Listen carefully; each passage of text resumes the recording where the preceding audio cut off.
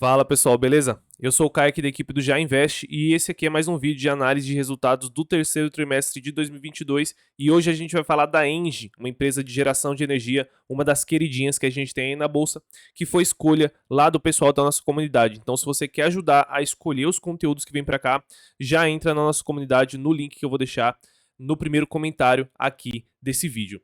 Lembrando que eu vou focar nos pontos principais aqui do resultado da Engie, tá? É uma empresa bem complexa de estudar, tem várias coisas ocorrendo com ela nesse momento. Se você quiser mais alguns detalhes, a gente lançou também uma cobertura por escrito lá no site do GA na área de insights. Então o Code escreveu o resumo dele, né? Fala de todos os projetos, dos principais pontos aqui do resultado. Se você quiser mais algum detalhe, pode ir lá, ou então assiste o vídeo que eu vou deixar aqui em cima, que foi do resultado dela do fim do ano de 2021, que está bem detalhado e tem muita coisa lá, beleza?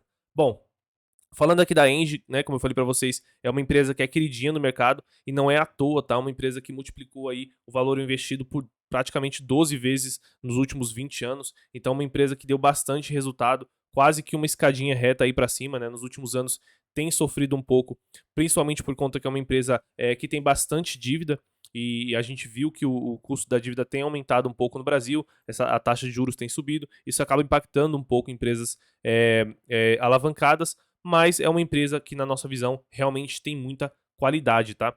Quando a gente passa aqui direto para os principais destaques operacionais da empresa, aqui tem uma coisa que já muita gente estranhou, tá? Porque a gente vê que a empresa apresentou uma receita líquida de 2,7 bilhões de reais, sendo 18% abaixo do ano passado, tá? Isso aqui é de se estranhar um pouco, porque a gente sempre fala que empresas do setor elétrico são mais perenes, né? Tem uma receita ali mais reloginho, como a gente gosta de falar, sempre crescendo um pouquinho ali em linha reta, trimestre após trimestre, e a gente vê a Engie trazendo aqui uma receita líquida caindo 18%, tá? O que acontece é que ela tem vários efeitos não recorrentes, né, na receita e na operação dela, e um deles é o ajuste aqui das receitas de transmissão, né, receitas de construção de linhas de transmissão, um efeito totalmente somente contábil, que não impacta ali o caixa da empresa, ela acaba tendo que reportar assim por conta de regras contábeis. Então a própria empresa ela apresenta também um EBITDA aqui ajustado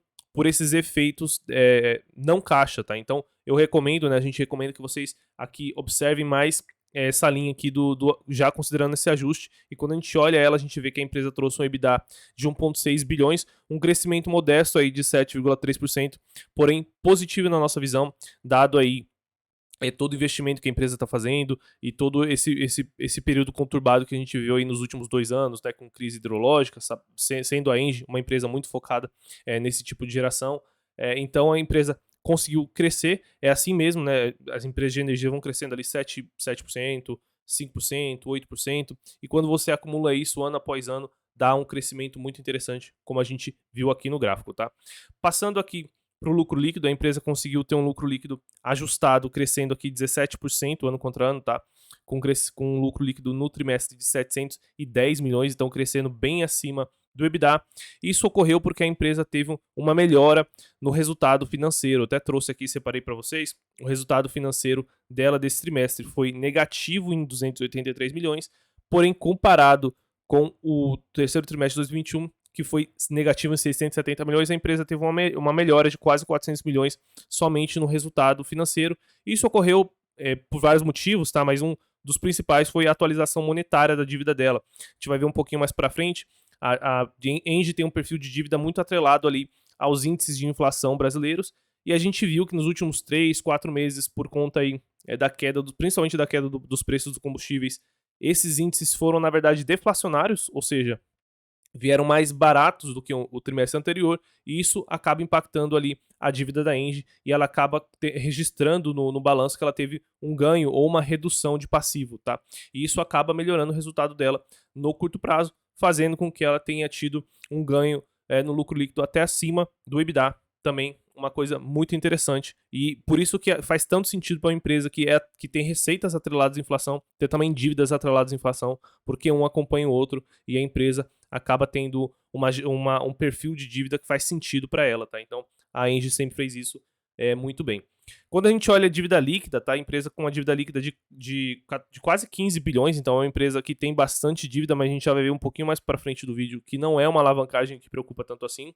A energia vendida cresceu, tá? Então ela conseguiu, aliás, a produção de energia cresceu, então um crescimento de produção de energia muito interessante, com um preço médio acima do ano passado, então isso explica o ganho no EBITDA.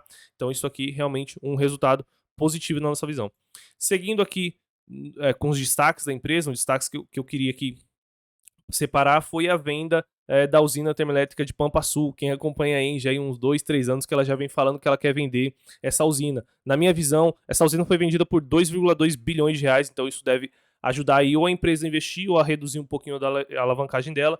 Mas na minha visão foi muito acertada essa venda porque eles esperaram um momento, né, e utilizaram a Pampa Sul no momento onde as usinas termoelétricas estavam muito requisitadas na crise hidrológica de 2020 e 2021, que a gente teve ali uma seca muito forte. Então ela conseguiu extrair o máximo desse ativo nesse período e agora vendeu para cumprir aí o plano dela de ser 100% renovável e só faltava a venda da Pampa Sul, tá? Então ainda falta aí algumas aprovações, como a gente já conhece, que esses processos demoram um pouco, ainda mais um valor tão relevante, mas já está vendido aqui e deve não fazer parte logo logo do portfólio da empresa. Seguindo aqui na análise, a gente vê esse gráfico da evolução do EBITDA, onde a empresa mostra a evolução do EBITDA dela e os principais efeitos que levaram o EBITDA do estado do ano passado para esse ano, tá? É um gráfico que eu gosto bastante. Recomendo os investidores de longo prazo da Engie, que são acionistas assim como eu, de olharem esse gráfico e olhar sempre os resultados ajustados pela transmissão, tá? Não vale a pena você olhar sem um ajuste, porque vai mais atrapalhar do que ajudar, tá?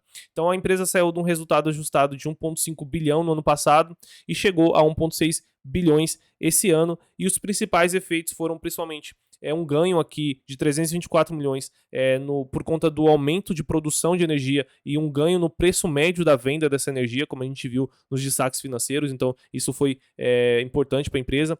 Um ganho aqui na parte de comercialização também foi importante esse trimestre. A Engie ela tem a geração de energia, ela também faz parte da comercialização livre de energia, ela vende para vários setores, então esse trimestre ela conseguiu ganhar bastante com as vendas nessa parte de comercialização.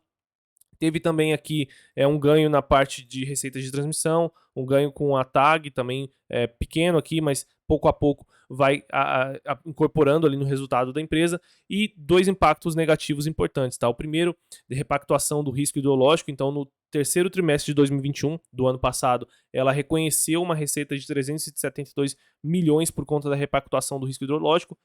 Basicamente, essa repactuação foi uma compensação pelo risco e pelos danos causados às empresas de geração de energia ali entre 2012 e 2016, onde o governo tomou algumas medidas que prejudicaram financeiramente algumas empresas de geração de energia, e o governo, depois de 5 anos, quase 5 anos de negociação na justiça com essas empresas, entendeu que realmente houve esse dano e permitiu com que elas tivessem essas receitas e essa compensação com essa receita da repactuação do risco hidrológico. Como ela teve no trimestre passado, esse mês ela não tem, acabou penalizando ela, mas algo não recorrente na nossa visão. Isso aqui não deveria impactar a sua visão do resultado da empresa, tá? 236 milhões de compra de energia para o portfólio, também faz parte ali da operação da Engie, então isso aqui totalmente normal, levando o resultado dela a uma alta de EBITDA ajustado de 7,3%, como a gente já tinha visto. Seguindo aqui na parte da dívida, tá? Outra coisa interessante, importante você acompanhar na Engie, apesar de ser uma empresa que historicamente sempre foi muito conservadora com a dívida, nunca foi super alavancada com a dívida, tá? A gente vê que ela tá hoje com uma dívida de 19 bilhões, a dívida total em moeda local dela. Quando a gente olha o caixa de 3,7 bilhões, quase que 4 bilhões aí de caixa, uma dívida dívida líquida e EBITDA de 2 vezes praticamente aqui. Então é uma empresa de energia, da parte ali de geração de energia, com uma dívida abaixo de 2 vezes, então é bem tranquilo, próximo de 2 vezes, um pouquinho acima, um pouquinho abaixo. Então é uma empresa bem tranquila, com 2 anos de geração de caixa, já 2 anos de operação dela, ela consegue pagar essa dívida, tá? Fora o caixa dela. A gente vê que aqui no perfil da dívida, como eu expliquei para vocês, é uma empresa que tem majoritariamente dívida atrelada a índices de inflação, então por conta disso ela teve aquela melhora no resultado financeiro. e a gente vê que ela tem um cronograma da dívida bem interessante, tá? O prazo médio da dívida é de 7 anos, então a maior parte da dívida dela está vencendo aqui no longo prazo, tá? Há mais de 7 anos. Ela tem aqui uma dívida importante vencendo em 2022 e 2023, porém, como a gente viu, ela tem quase 4 bilhões em caixa, então ela consegue tranquilamente pagar essa dívida aqui de curto prazo, fora que ela tem um EBITDA ali gerando, vamos ver lá, mas eu acho que cerca de 7 bilhões no ano, né? Se a gente vê o EBITDA ajustado aqui nos 9 meses, dá uns 5 bi, a gente coloca mais 1,5, a empresa está gerando aí tranquilamente uns 6 bi e meio ajustado no ano, então ela consegue tranquilamente pagar aqui essa dívida, tá? Outra coisa importante são os planos de investimento da Engie, tá? Eu não foquei em tudo aqui porque realmente é muita coisa que a Engie vem fazendo, são vários detalhes. Então a gente vê o que é legal de você acompanhar como investidor são os valores, tá? Principalmente. Então a gente vê que é uma empresa que sempre investiu bastante, investindo aí 3 bi e meio em 2018, quase 5 bi em 2019, e sempre aí com valores aí próximos de 4 bilhões, 3 bilhões e meio, e já contratado aí um plano de investimento contratado para 2023 e 2024, já chegando próximo a 4 bilhões de reais. O interessante é que mesmo investindo bastante, a empresa sempre foi crescendo o EBITDA, tá? Então se a gente olhar aqui essa linha verdinha aqui, é o EBITDA da empresa. Ela sempre foi investindo, crescendo ali a produção dela, crescendo a capacidade instalada, o EBITDA crescendo, aumentando a geração de caixa, permitindo mais investimento. E isso faz com que ela consiga crescer de uma forma bem tranquila, tá? Então ela sempre foi crescendo com dívida, tomando dívida aqui, que é essa barra verde aqui, né? Financiamento com dinheiro de terceiros, porém sempre de uma forma bem tranquila, como a gente viu no gráfico lá acima. Nunca passou muito de 2 vezes EBITDA, sempre bem tranquila, tá? A gente continua aqui no plano de dividendos, tá? Que é outra coisa que o investidor de energia, né, de empresas do setor de energia gostam bastante. Então, é uma empresa que sempre teve um dividendo aí próximo de 7%, 6%, depende de quando ela paga ou não o 100% de payout, né? É uma empresa que conseguiu crescer bastante a cotação junto com o crescimento de dividendos, porque é uma empresa que investe bastante no aumento de produção. Então, ela vem aumentando a produção, vem conseguindo distribuir dividendos mesmo assim, né? Como a gente viu aqui, ela consegue aumentar o EBITDA dela ao mesmo tempo que ela investe, então ela consegue crescer a produção dela, né? Ela consegue investir e consegue pagar bastante dividendos, como a gente vê aqui. Fora isso, ela anunciou um dividendo extra nesse resultado, tá? Então, se a gente olhar aqui na cobertura do Code, ele explica que a empresa anunciou um dividendo de 58 centavos por ação, então isso daqui, a uma ação a R$ 41, vai dar mais ou menos 1,5%, 1,4% a mais de dividendo, então vai chegar mais próximo dos 5%, e a tendência é que ela tenha mais algum outro dividendo, talvez até o final do ano, que considere o resultado de 2022, que aí depois vai somar e vai ficar mais próximo de 5%, 6%, vamos acompanhando, tá? E a DataX aqui, que eu não falei, a DataX é 22 de novembro, então quem quiser comprar para receber esses 58 centavos tem que comprar até 22 de novembro. E por último aqui, na apresentação da empresa, esse é meu gráfico preferido aqui no resultado da Engie, tá? Um dos que eu acho que mais mostra a visão dela e o que ela tem feito e tem entregue nos últimos anos. De 2016 a 2021, ela investiu mais de 22 bilhões na expansão ali da empresa, então investimento muito forte mesmo, uma empresa de capital muito intensivo, ao mesmo tempo que distribuiu 11 bilhões de reais de dividendo. Então é uma empresa que consegue investir bastante para crescer, como a gente viu, e consegue pagar dividendos, consegue ali agradar tanto o pessoal dos dividendos quanto o pessoal do crescimento, e é por isso que a cotação dela faz isso daqui no longuíssimo prazo, tá? Além disso, a empresa que aumentou a capacidade instalada, focando em energia renovável, que é o plano da Engie Mundial, tá? Não é só da Engie do Brasil. A aquisição da TAG, que foi importante aqui para a empresa em diversificação e também em adquirir uma empresa ali forte geradora de caixas. A entrada nas linhas de transmissão, então a empresa focando um pouco mais nessa parte de linha de transmissão, e um EBITDA ajustado quase que dobrando aqui, mais do que dobrando na verdade, de 2016 a 2021, apesar do lucro líquido ainda não acompanhar, porque ela teve alguns impairments no caminho, tem também o custo da dívida que pesa no resultado financeiro e não deixa o lucro líquido ali acompanhar na mesma velocidade, mas a gente sabe que isso é questão de tempo. Assim que ela para de investir, assim que ela para de se alavancar de uma forma tão relevante, esse lucro líquido vai começar a aparecer mais, só que eu acho um pouco difícil porque no Brasil tem muita oportunidade ainda de investimento no setor elétrico, né? Tanto em transmissão quanto em geração, somente dessa parte renovável, distribuição. Então a gente dificilmente vai ver a Engie aí nos próximos 5 anos reduzindo aí esse ritmo de investimento dela. Na verdade, eu até prefiro que ela continue fazendo dessa forma, tá?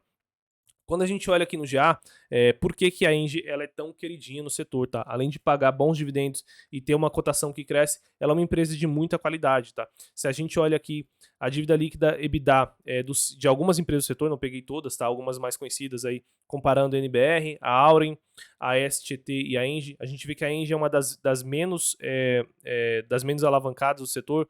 Quando a gente olha aqui as margens, né, a margem bruta, a Engie está acima aí da média do setor, né, com 52% de margem bruta, campeã em margem bruta, campeã em margem EBITDA, campeã aqui no ROI também. Então, uma empresa com uma operação muito rentável, muito redondinha, né, sempre com muita qualidade aí nos resultados dela. Passando agora para o final aqui, onde a gente já dá a nossa nota. Essas notas aqui foram do Code, tá? Do Codebella, que é o analista aqui, especialista do setor de energia. Então, a nossa nota aqui para a Engie é nota 4 para o setor, tá? É um setor bem perene. Esse setor, apesar dela estar muito mais focada ali em geração, vem diversificando recentemente. Então, é uma nota 4. Tem alguns riscos ali, como a gente viu da seca de 2021, mas tirando quando a gente tem um risco assim, um fenômeno natural super impactante, é uma empresa bem reloginho aí no longo prazo, tá? Governança nota 4, empresa nota 9, como a gente viu aqui, é uma empresa que cresce, paga dividendo, tem rentabilidade acima da média, diversificando, gerando valor aí no longo prazo, né? Crescimento de lucro, crescimento de EBITDA. Então, é uma empresa realmente muito boa e muito bem gerida.